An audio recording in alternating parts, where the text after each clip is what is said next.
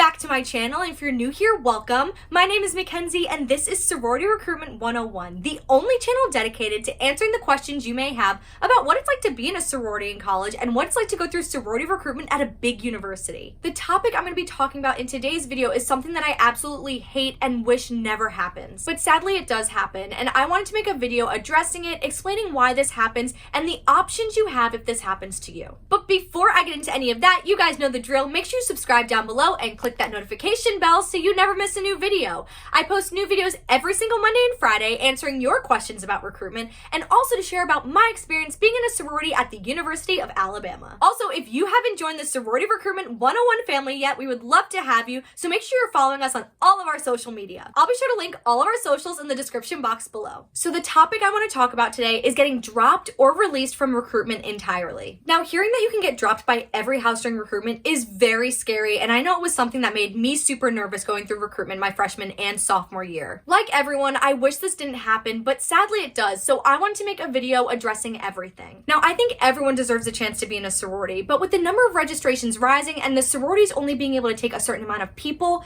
getting dropped from recruitment entirely does happen. The first thing I want to say about getting dropped during recruitment entirely is that it is very rare for this to happen. It happens to a very small percentage of people. So I don't want you all to stress. You guys will most likely be fine, but I just want to warn you that this can happen to anyone during recruitment. Getting released from recruitment typically happens towards the end of the week. The only time this would happen in the beginning of the week is if you have a personnel issue. Some examples of a personnel issue is a misconduct of any sort, inappropriate things on your social media, or if you're in trouble with the university. So this is mostly the reason why you would get released from recruitment in the beginning of the week. Now I'm going to talk about some reasons why you could get released from recruitment even if you don't have a personnel issue. The first reason could be your GPA. Like I've said in a lot of my previous videos, sororities are really looking for people who care about their GPA and who are looking to work hard in college. A lot of sororities actually have GPA requirements in order to join their chapter. So if you don't meet their requirements, there's a high chance you'll get dropped from those chapters. GPA is honestly one of the biggest reasons you can get dropped from a chapter. So coming out of high school, if your GPA isn't that high, maybe take your freshman year to focus on your grades and then go through recruitment your sophomore year. Another big reason as to why you might get released from recruitment entirely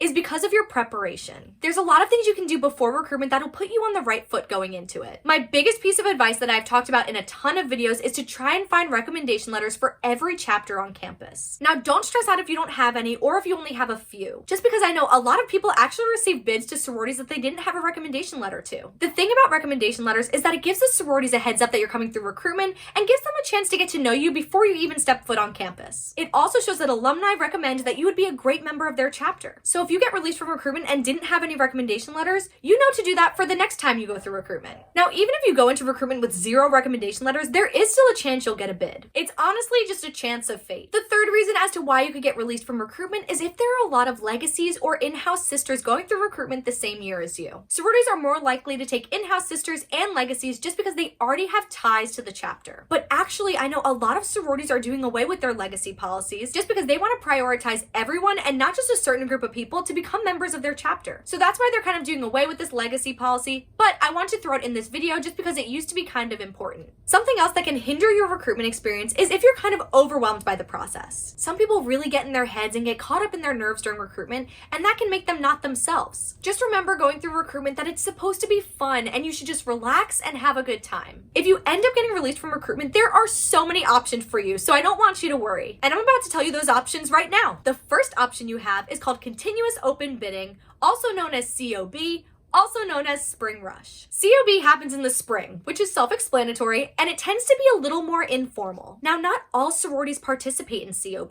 The only sororities that participate are the ones that did not reach quota during primary recruitment and therefore have room to recruit new members. The only way a P&M can participate in COB is if they got released from recruitment or if they didn't participate in recruitment at all. COB is great if you thought primary recruitment was kind of overwhelming. It's a very chill vibe and way more informal. The second option you have if you get released from recruitment is you can wait a year and go through primary recruitment again as a sophomore. The best part about going through primary recruitment again is that you know exactly what to expect this time around. Also, every sorority participates, so you have a fair shot of joining any of the ones you have on campus. I actually released a video last week talking about why rushing as a sophomore is better than rushing as a freshman. If you want to hear the reasons as to why it's better, click the link in the card above. I know when I went through primary recruitment again as a sophomore, I learned from my mistakes freshman year and made sure I did everything right the second time around. I made sure I had a ton of recommendation letters, and I tried to be more bubbly and honest with all of the chapters. There is one more thing I want to say in this video. If you end up getting released from recruitment, please don't take it personally. Odds are it is not because of your personality or who you are as a person. A lot of it has to do with numbers and your GPA. So if you get released, please don't get down on yourself. There are so many other options for you, and everyone has their own path. Getting released just means that this wasn't your time, and one of my favorite quotes is, "What's meant for you will not pass you by." Take your freshman year to get involved on campus and meet a ton of new people, because that's what college is all about. You can always go through spring rush or rush again in the fall, totally up to you. All right, you guys, so that is it for today's video, talking all about the reasons why you might get released from recruitment and the options you have if it does happen to you. Remember, if you get released, please don't take it personally and don't get down on yourself. It just wasn't your time. Like I said before, everyone has their own path and you will have your time to shine. As always, you guys, make sure you subscribe down below and comment or DM me some topics that you want me to make a video about next. You know I love you guys. Thank you so much for watching, and I will see you in the next video.